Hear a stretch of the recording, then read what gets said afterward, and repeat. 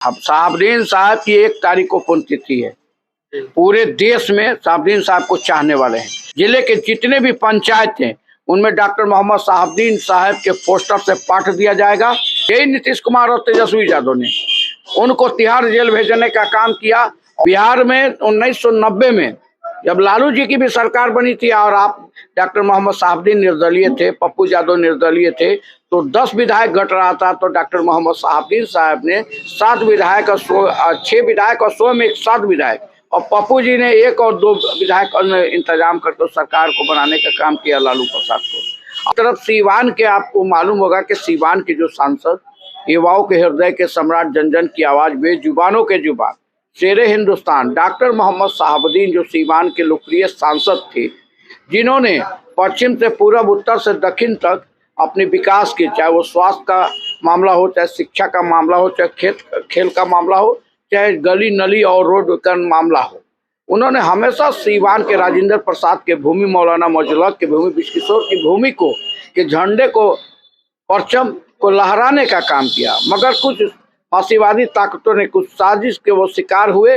और उन पर रेगुलेशन अपराध का लगते गया और जेल के सलाखों में चले गए। जेल में जब वो गए तो जेल में चले जाने के बाद नीतीश कुमार जी की सरकार और तेजस्वी जी की सरकार महागठबंधन की थी। सरकार तो लालू जी के सरकार में सारा केस हुआ, लालू जी के सरकार में वो जेल गए, लालू जी के सरकार में सारा मामला हुआ, मगर शहाबुद्दीन साहब ने कभी लालू यादव को छोड़ा नहीं। बिहार के इतिहास और देश के इतिहास में और दुनिया के इतिहास में पहला बिहार का राज है जहां 43 MLA को एक साथ ले आकर राबड़ी देवी की सरकार को बनाने का काम डॉक्टर मोहम्मद शहाबुद्दीन साहब ने किया। बिहार में 1990 में जब लालू जी की भी सरकार बनी थी और आप डॉक्टर मोहम्मद शहाबुद्दीन निर्दलीय थे, पप्पू यादव निर्दलीय थे, तो 10 विधायक घट रहा था। तो डॉक्टर मोहम्मद शहाबुद्दीन साहब ने 7 विधायक और 6 विधायक और 100 में 7 विधायक, और पप्पू जी ने 1 और 2 विधायक इंतजाम करके सरकार को बनाने का काम किया लालू प्रसाद को। और वही लालू प्रसाद का परिवार, ये हमेशा लालू प्रसाद को अपना लीडर, हमेशा अपने लालू प्रसाद को अपना परिवार मानते रहे और सरकार बनती रही और सरकार बनाने का प्रयास किए।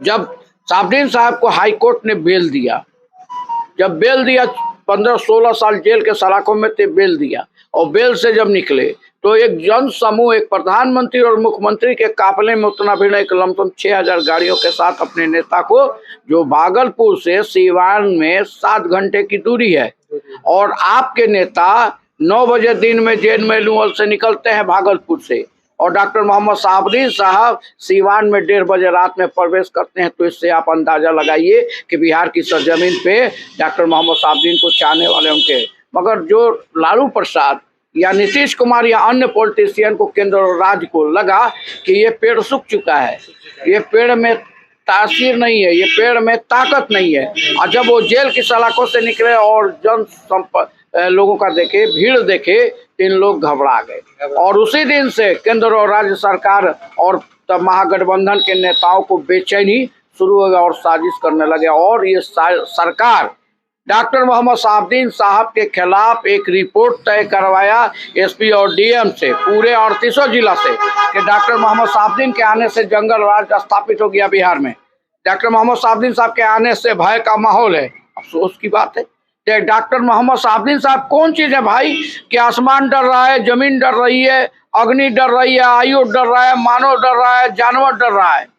भाई तो आप तो सेकंड भगवान समझ लिए, भगवान से ही ना सारे लोग डरते हैं, तो धरती पे तो सेकंड भगवान है।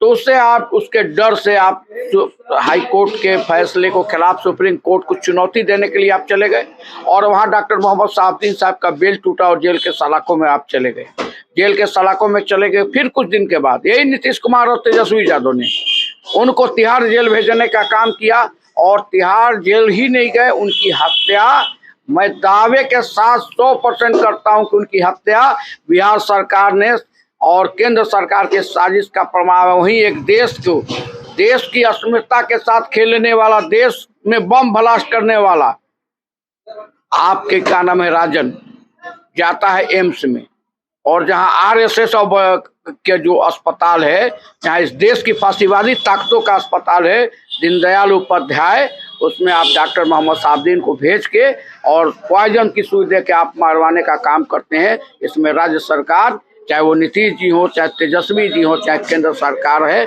और जब जांच की मांग आती है तो क्यों नहीं आप साफ सुथरे हैं तो जांच कमीशन बैठाते हैं। इस देश में जब जब कोई नेता लोकप्रियता उसकी बढ़ती है तो इसी साजिश के तहत उसको मारा जाता है। इस देश की कोई ताकत नहीं थी डॉक्टर मोहम्मद साहबुद्दीन साहब के सामने से सामने मिला के उनकी हत्या कर दे। इसलिए इतना ना उनको चाहने वाले लोग थे, उनके मानने वाले थे, इसलिए साजिश के तहत सुई दिलवा के उनकी हत्या करने में, चाहे वो तेजस्वी जी हो, चाहे नीतीश जी हो, केंद्र सरकार की हाथ है। हम लोग मांग करते हैं कि उसकी जांच होनी चाहिए।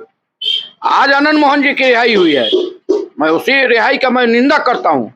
तो साहबुद्दीन साहब मुसलमान थे तो उनको जेल हो गया, साहबुद्दीन साहब मुसलमान थे तो उनकी हत्या हो गई।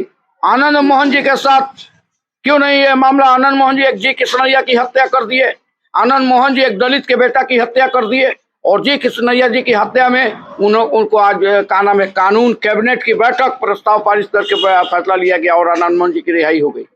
ये इसकी हम निंदा करते हैं। और आने वाले बिहार में फिर जंगल राज की स्थापना शुरू हो गई है, इसलिए कि चरित्र और नेचर किसी का बदलता नहीं है। जिस लालू प्रसाद को, जिस बिहार को साहबुद्दीन साहब ने बनाने का काम किया, जिस सरकार को यही साहबुद्दीन साहब ने हर परिस्थिति में चट्टानी एकता के साथ खड़े होने का काम किया, आज उसी साहबुद्दीन साहब के परिवार की हत्या का नाम है साहबुद्दीन साहब को कर दिया गया, और आज उसी साहबुद्दीन साहब के परिवार को अकेलापन में छोड़ देने का काम। साहबुद्दीन साहब की 1 तारीख को पुण्यतिथि है।